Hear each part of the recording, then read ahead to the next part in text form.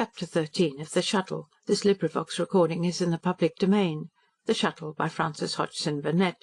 Chapter 13. One of the New York Dresses. As she went down the staircase later on her way to dinner, Miss Vanderpoel saw on all sides signs of the extent of the nakedness of the land. She was in a fine old house, stripped of most of its saleable belongings, uncared for, deteriorating year by year, gradually going to ruin. One need not possess particular keenness of sight to observe this, and she had chanced to see old houses in like condition in other countries than England. A manservant in a shabby livery opened the drawing-room door for her. He was not a picturesque servitor of fallen fortunes, but an awkward person who was not accustomed to his duties. Betty wondered if he had been called in from the gardens to meet the necessities of the moment. His furtive glance at the tall young woman who passed him took in with sudden embarrassment the fact that she plainly did not belong to the dispirited world bounded by Stornham Court. Without sparkling gems or trailing richness in her wake, she was suggestively splendid. He did not know whether it was her hair or the build of her neck and shoulders that did it, but it was revealed to him that tiaras and collars of stones which blazed belonged without doubt to her equipment. He recalled that there was a legend to the effect that the present Lady Anstruthers, who looked like a rag doll, had been the daughter of a rich American, and that better things might have been expected of her if she had not been such a poor-spirited creature. If this was her sister, she perhaps was a young woman of fortune, and that she was not of poor spirit was plain. The large drawing-room presented but another aspect of the bareness of the rest of the house. In times, probably long past, possibly in the Dowager Lady Anstruthers' early years of marriage, the walls had been hung with white and gold paper of a pattern which dominated the scene, and had been furnished with gilded chairs, tables, and ottomans. Some of these last had evidently been removed as they became too much out of repair for use or ornament. Such as remained, tarnished as to gilding and worn in the matter of upholstery, stood sparsely scattered on a desert of carpet, whose huge flowered medallions had faded almost from view. Lady Anstruthers, looking shy and awkward as she fingered an ornament on a small table, seemed singularly a part of her background. Her evening dress, slipping off her thin shoulders, was as faded and out of date as her carpet. It had once been delicately blue and gauzy, but its gauziness hung in crushed folds, and its blue was almost grey. It was also the dress of a girl, not that of a colourless, worn woman, and her consciousness of its unfitness showed in her small-featured face as she came forward. "Do you recognise it, Betty?" she asked hesitatingly. "It was one of my New York dresses. I put it on because... and her stammering ended helplessly. "Because you wanted to remind me," Betty said. If she felt it easier to begin with an excuse, she should be provided with one. Perhaps, but for this readiness to fall into any tone she chose to adopt, Rosy might have endeavoured to carry her poor farce on. But as it was, she suddenly gave it up. "I put it on because I have no other," she said. "We never have visitors, and I haven't dressed for dinner for so long that I seem to have nothing left that is fit to wear.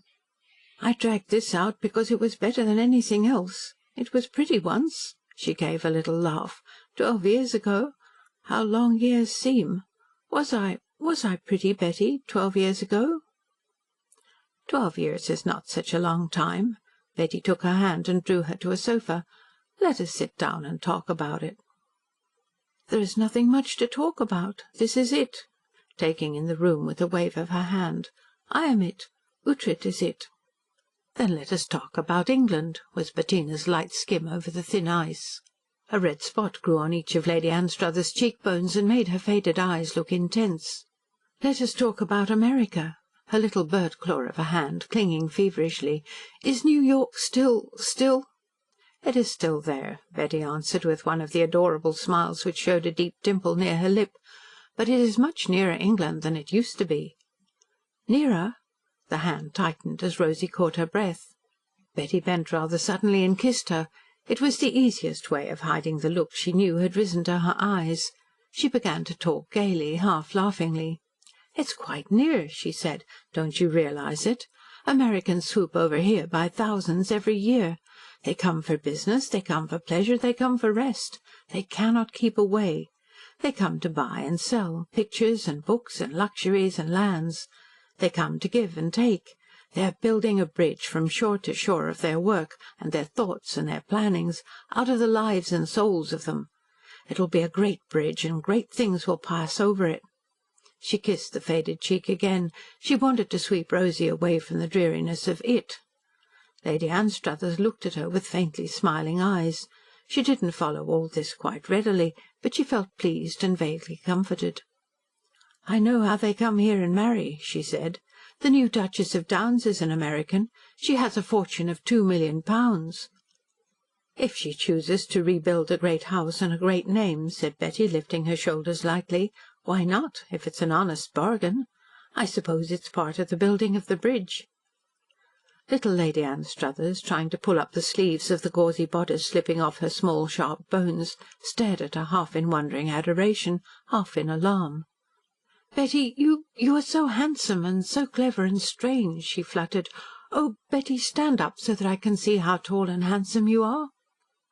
Betty did as she was told, and upon her feet she was a young woman of long lines and fine curves so inspiring to behold that Lady Anstruthers clasped her hands together on her knees in an excited gesture. "Oh, yes, she cried. "You're just as wonderful as you looked when I turned and saw you under the trees. You almost make me feel afraid." "Because I'm wonderful?" said Betty. "Then I will not be wonderful any more." "It's not because I think you wonderful, but because other people will. Would you rebuild a great house?" hesitatingly. The fine line of Betty's black brows drew itself slightly together. "No," she said. "Wouldn't you?" "How could the man who owned it persuade me that he was in earnest if he said he loved me? How could I persuade him that I was worth caring for and not a mere ambitious fool? There would be too much against us." "Against you?" repeated Lady Anstruthers. "I don't say I'm fair," said Betty. "People who are proud are often not fair, but we should both of us have seen and known too much."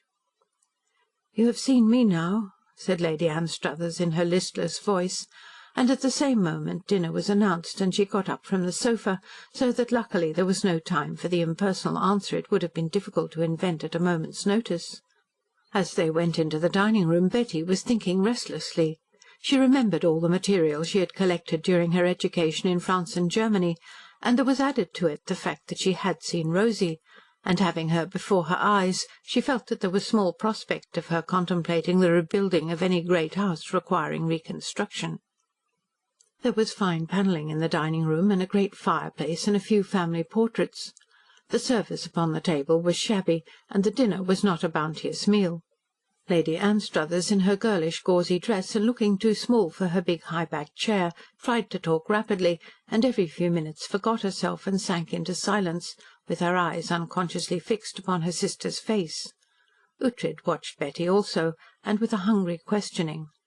The man-servant in the worn livery was not a sufficiently well-trained and experienced domestic to make any effort to keep his eyes from her. He was young enough to be excited by an innovation so unusual as the presence of a young and beautiful person surrounded by an unmistakable atmosphere of ease and fearlessness. He had been talking of her below stairs, and felt that he had failed in describing her. He had found himself barely supported by the suggestion of a housemaid that sometimes these dresses that looked plain had been made in Paris at expensive places and had cost a lot.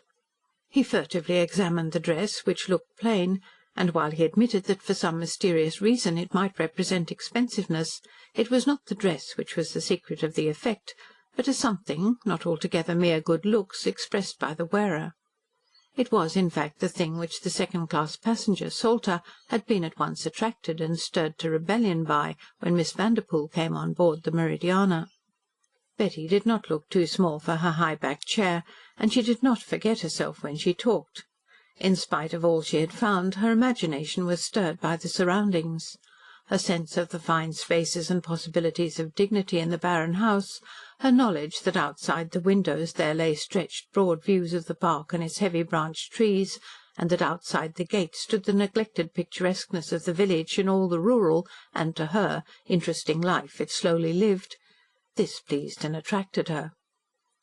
If she had been as helpless and discouraged as Rosalie, she could see that it would all have meant a totally different and depressing thing, but strong and spirited, and with the power of full hands, she was remotely rejoicing in what might be done with it all. As she talked, she was gradually learning detail. Sir Nigel was on the Continent. Apparently he often went there. Also it revealed itself that no one knew at what moment he might return, for what reason he would return, or if he would return at all during the summer. It was evident that no one had been at any time encouraged to ask questions as to his intentions, or to feel that they had a right to do so. This she knew, and a number of other things, before they left the table. When they did so, they went out to stroll upon the moss-grown stone terrace and listen to the nightingales throwing into the air silver fountains of trilling song. When Bettina paused, leaning against the balustrade of the terrace that she might hear all the beauty of it, and feel all the beauty of the warm spring night, Rosy went on making her effort to talk. "It's not much of a neighbourhood, Betty," she said. "You're too accustomed to livelier places to like it." "That is my reason for feeling that I shall like it. I don't think I could be called a lively person, and I rather hate lively places." "But you are accustomed " Rosy harked back uncertainly. "I have been accustomed to wishing I could come to you," said Betty, "and now I am here." Lady Anstruthers laid a hand on her dress. "I can't believe it. I can't believe it," she breathed. "You will believe it," said Betty, drawing the hand round her waist and enclosing in her own arm the narrow shoulders. "Tell me about the neighbourhood." "There isn't any, really," said Lady Anstruthers. "The houses are so far away from each other. The nearest is 6 miles from here, and it is one that doesn't count." "Why?" "There is no family, and the man who owns it is so poor. It's a big place, but it's falling to pieces as this is." "What is it called?" "Mount Dunstan. The present Earl only succeeded about 3 years ago. Nigel doesn't know him. He's queer and not liked. He's been away." "Where?" "No one knows. To Australia or somewhere. He has odd ideas.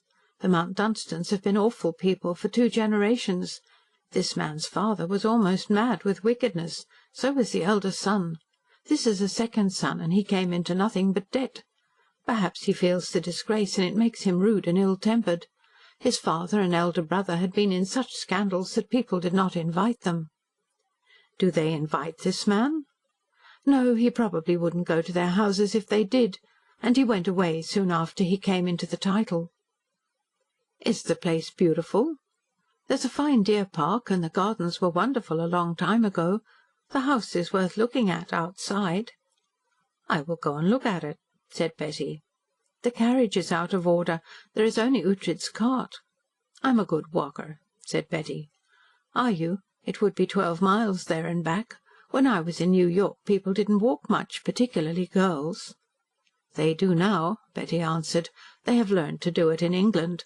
They live out of doors and play games. They have grown athletic and tall." As they talked, the nightingales sang, sometimes near, sometimes in the distance, and scents of dewy grass and leaves and earth were wafted towards them. Sometimes they strolled up and down the terrace, sometimes they paused and leaned against the stone balustrade. Betty allowed Rosy to talk as she chose. She herself asked no obviously leading questions, and passed over trying moments with lightness. Her desire was to place herself in a position where she might hear the things which would aid her to draw conclusions. Lady Anstruthers gradually grew less nervous and afraid of her subjects. In the wonder of the luxury of talking to someone who listened with sympathy, she once or twice almost forgot herself, and made revelations she had not intended to make. She had often the manner of a person who was afraid of being overheard. Sometimes, even when she was making speeches quite simple in themselves, her voice dropped and she glanced furtively aside, as if there were chances that something she dreaded might step out of the shadow. When they went upstairs together and parted for the night, the clinging of Rosy's embrace was for a moment almost convulsive, but she tried to laugh off its suggestion of intensity. "I held you tight so that I could feel sure you were real and would not melt away," she said. "I hope you will be here in the morning." "I shall never really go quite away again now I have come," Betty answered. "It is not only your house I have come to, I have come back into your life." After she had entered her room and locked the door, she sat down and wrote a letter to her father. It was a long letter, but a clear one. She painted a definite and detailed picture, and made distinct her chief point. "She is afraid of me," she wrote. "That is the first and worst obstacle. She is actually afraid that I will do something which will only add to her trouble. She has lived under dominion so long that she has forgotten that there are people who have no reason to fear. Her old life seems nothing but a dream. The first thing I must teach her is that I am to be trusted not to do futile things, and that she need neither be afraid of nor for me." After writing these sentences, she found herself leaving her desk and walking up and down the room to relieve herself. She could not sit still, because suddenly the blood ran fast and hot through her veins. She put her hands against her cheeks and laughed a little low laugh. "I feel violent," she said. "I feel violent, and I must get over it. This is rage. Rage is worth nothing." It was rage, the rage of splendid hot blood which surged in answer to leaping hot thoughts. There would have been a sort of luxury in giving way to the sway of it, but the self-indulgence would have been no aid to future action. Rage was worth nothing. She said it as the first Reuben Vanderpoel might have said of a useless but glittering weapon. "This gun is worth nothing," and cast it aside. End of chapter 13.